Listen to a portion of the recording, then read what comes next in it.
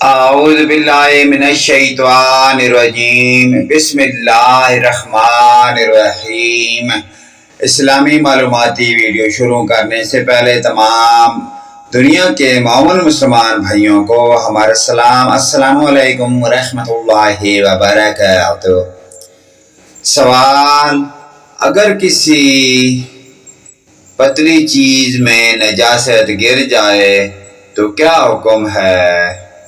جواب: نجاست اگر کسی پتلی چیز مثلا پانی یا سرکہ میں گر جائے تو چاہے غلیظ ہو یا خفیفہ کل ناپاک ہو جائے گی، اگرچہ ایک قطرہ گرے۔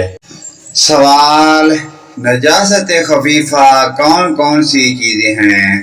جواب: حلال جانوروں اور گھوڑے کا پیشاب اور حرام پرندوں کی بیٹ نجاست خفیفہ ہے، اور نجاست غلیظ خفیفہ میں مل جائے تو کل غلیظ ہے۔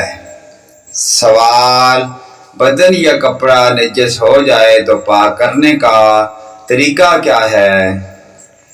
جواب: نجاست اگر پتلی ہو تو 3 مرتبہ دھو لینے سے پاک ہو جائے گا، مگر کپڑے کو 3 مرتبہ اپنی قوت بھر اس طرح نچوڑنا ضروری ہے کہ اس سے کوئی قطرہ نہ ٹپکے۔